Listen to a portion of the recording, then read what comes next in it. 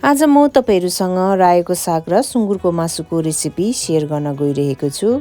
बनाउनु एकदमै सजिलो छ अनि खाँदा पनि एकदमै मिठो हुने यो रायोको साग र सुँगुरको मासुको रेसिपी तपाईहरुले एकदमै मन पराउनुहुन्छ होला भन्ने मलाई आशा छ। रेसिपी मन परे साथी फ्यामिलीहरुसँग शेयर गरिदिनुस् है। नमस्ते, म छितेन तपाईहरुलाई स्वागत गर्छु मेरो च्यानलमा।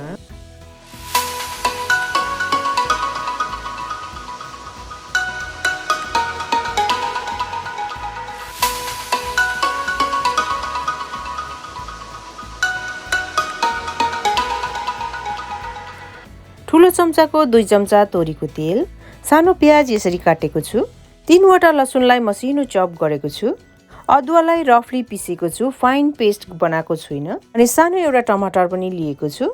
त्यसै गरेर मसलामा ठुलो चम्चाको 1 चम्चा गरम मसला र ठुलो चम्चाको 1 चम्चा जिरा पाउडर, सानो चम्चाको आधा चम्चा हर्दी, सानो चम्चाको आधा चम्चा धुलो खोर्सानी, त्यसै गरेर स्वाद अनुसार नुन। मासुमा चाहिँ मैले यहाँनिर पोर्क बेली लिएको छु। अनि रायोको सागलाई चाहिँ राम्रोसँगले पहिला धुएर चाहिँ यसरी ठुलो ठुलो काटेर राखेको छु। सबै सामग्रीहरू रेडी छ। कराईलाई राम्रोसँगले तताएर यो तेल राख्ने। तेल तातेपछि लसुनलाई राखेर एकछिन खराउने। प्याजलाई पनि राखिदिने र प्याजको कलर रातो हुइन्जेलसम्म भुट्ने। लसुन र प्याज रेडी भइसकेको छ। अब यसमा मासुलाई एड गर्ने।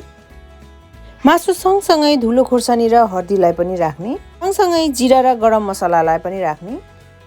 यदि सामग्रीहरू राखिसकेपछि ग्यासको फ्लेम मिडियम टु लो राखेर मासुलाई राम्रोसँगले भुट्ने।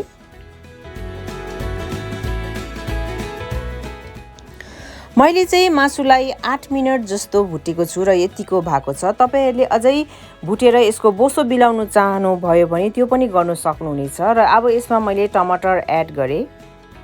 टमाटर सँगसँगै मैले नुन पनि स्वाद अनुसार राखे। नुन र टमाटरलाई राम्रोसँगले मासुसँग मिक्स गरिदिने।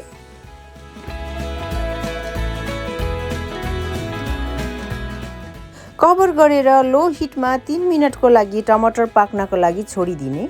3 मिनेट बाद तपाईहरुले देख्न सक्नुहुनेछ टमाटर राम्रोसँगले पाकिसकेको छ र मासुबाट हल्का बोसो पनि छुटिन थालिसकेको छ। फेरि एकपल्ट राम्रोसँगले चलाइदिने।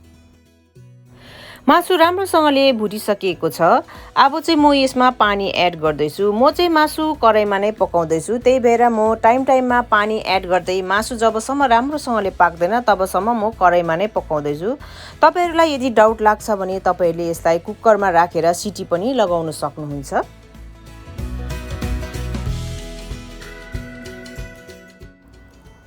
र मैले चाहिँ यहाँ मासु कराईमा नै पकाएको छु र मासु राम्रोसँगले पाकिसकेको छ। तपाईहरुले यहाँनिर देख्न सक्नुहुनेछ ग्रेभी पनि परफेक्ट आएको छ। जब मासु राम्रोसँगले पाक्छ तब चाहिँ रायोको साग एड गर्ने। रायोको सागलाई साह्रै बेसी पकाइरहनु पनि पर्दैन। र यदि कराई सानो छ भने साग यसरी राखेपछि हामीलाई चलाउन गाह्रो पर्छ। त्यही भएर मैले चाहिँ यहाँ कभर गरेर एकछिन सागलाई पकाउँदैछु। 2 देखि 3 मिनेट तपाईहरुले यसरी छोपेर राख्नुभयो भने तपाईहरुले देख्न सक्नुहुनेछ साग घटेको छ। अब चाहिँ यसलाई चलाउन सजिलो पर्छ। त्यही भएर यसलाई राम्रोसँगले मासुसँग मिक्स गर्ने।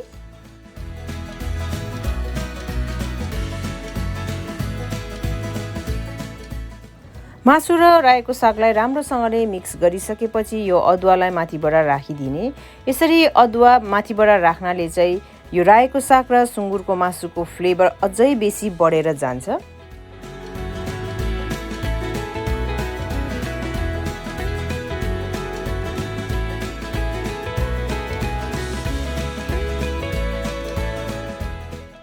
र सबै मिक्स भइसकेपछि अन्तमा हाई फ्लेममा 2 मिनेट राम्रोसँगले म यो सुँगुरको मासु र रायोको सागलाई भुट्दैछु र यो पर्फेक्टली रेडी भइसकेको छ। ग्यासलाई अफ गरेर तपाईहरुले तातो तातो भातसँग सर्भ गर्न सक्नुहुनेछ।